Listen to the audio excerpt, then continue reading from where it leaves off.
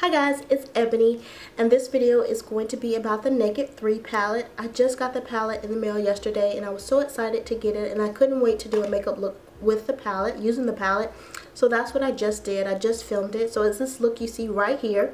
And I think it actually turned out really, really beautiful. Before the Naked 3 palette came out, I read a lot of kind of like pre-reviews on the palette, and a lot of people were saying that maybe the colors in this particular palette weren't going to be brown girl friendly, because a lot of the colors are lighter in color, and there's a lot of rosy colors and pink colors that it may not really be brown girl friendly. But that did not deter me at all from purchasing the palette, because I really, really wanted it. I don't know why. I have both the Naked and the Naked 2, and when the Naked 3 was coming out, I was like, I have to get it. I don't care what colors are in there. I just love makeup like that. So I just did this look, and I think it turned out pretty gorgeous. I think it looks really good. So the only thing that I will say while using this palette today is that there was not a good transition color for my skin tone. So I actually ended up using my face powder as a transition color, because I wanted to use nothing but this palette for this eye look. So this eye look is completely the Naked 3 palette.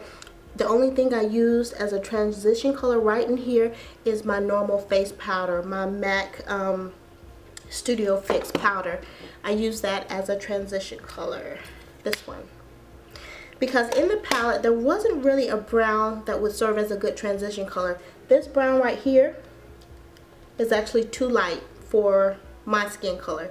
If you're a brown girl or a woman of color and you're lighter skinned than me, then that probably would work as a great transition color, but for me it's too light, so I actually used it as a highlight on my brow bone.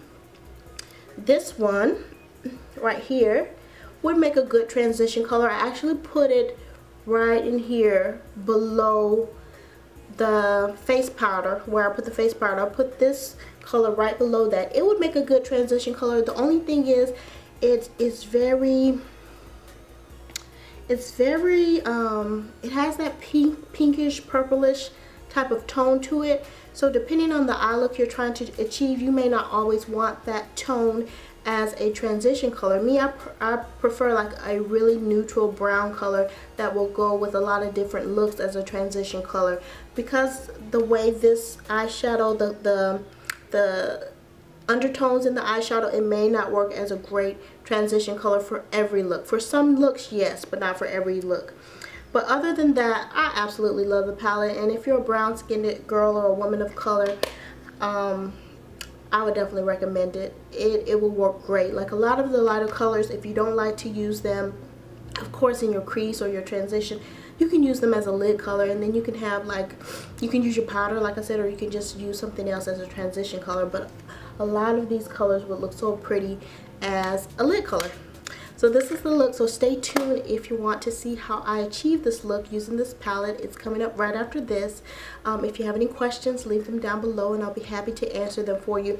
This is just my first opinion on the palette. It's not like a review. I'm not doing swatches or anything like that, because I know there's plenty of videos on YouTube that will swatch it for you. And I actually watched some of them myself yesterday. But this is just my opinion. I just want to say I love it, and my only concern or the only drawback for me was there wasn't a really good brown transition color for my skin tone. Alright, I'll talk to you guys again soon.